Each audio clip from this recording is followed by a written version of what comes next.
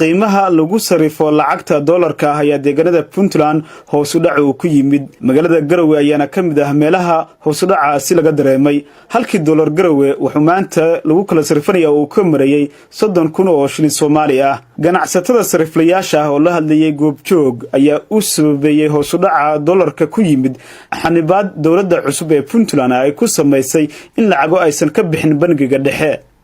بسم الله الرحمن الرحيم magacaygu waa Baashi Khaliif Aadan waxaan ka mid ahay sariflayaasha magaalada Garowe gaar ahaan aaganji sarifku maanta ilaa shalay galab xalay wixii intii ugu dambeysay waxa lagu sarifayay 30 shilinka Soomaaliga waa isbedel weyn oo ku yimid sarifka dollarka walow waxa warkii hore 30 iyo gacanta hore ahayd 34 gacanta kalena 36 35 iyo bar meelaha ay cageynayso mar haddana absaaka waxa lagu sarifayaa magaalada 30 shilin Soomaaliya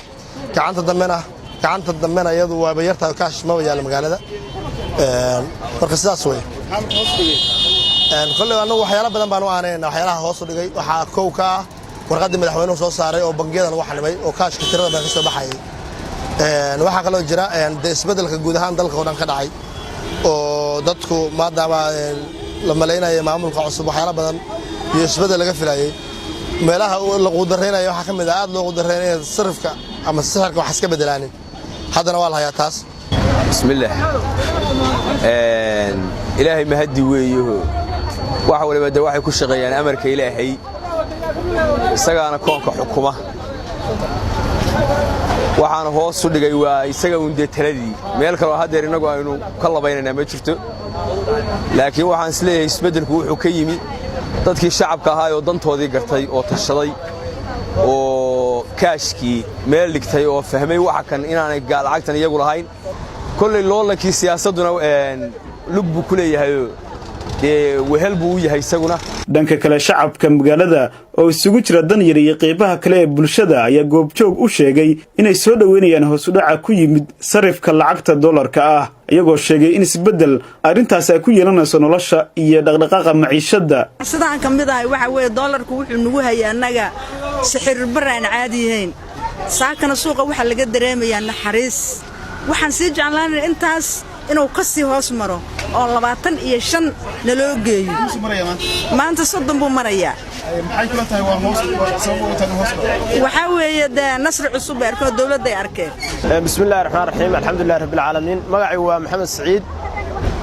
runtii aad baan ugu faraxsanahay haddaan nahay shacabka gobolada Puntland hoos u dhacaan ku yimid dollarka ayga waa xabiibo dollarku inuu dhacana waa ka borelay oo 30 marayo ma garatay inuu naga sii dhacana waa jecel lahaa oo ka sii dhaco waa salaamaya TV-ga koobjoog sarifka waa soo dhaweynayna inkastoo waxaan lagu isma haleyn karo sanahayn laakiin dawladda cusub iyo horumarka ugu horeeya ay gaartay oo talaabada koowaad waa soo dhaweynayna may barajeen ayaamo aragdeeda dollarka iyada la maarneeda imajin saray antii maarneeda hata dawladdan u suban madaxweynaha Puntland dani wadanka la wareegi dollarka hoosay maarneeda iyag imajin hoosaan ka dhig marka insha Allah may rajeen antii maarneeda dadka dhibaatooyinka haysadii dollarka oo maarneeda korjari Soomaaliga oo maarneeda isuuna maarneeda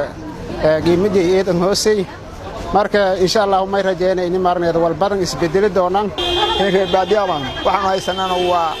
xoolaha maaragtay iyo magaalo lagu nool yahay anaga waxaanu kaashkaanu wax ku qaadan jirnay wax ku weedin jirnay sin jiray waxaan u qabanaya ilaahay baa mahad iska leh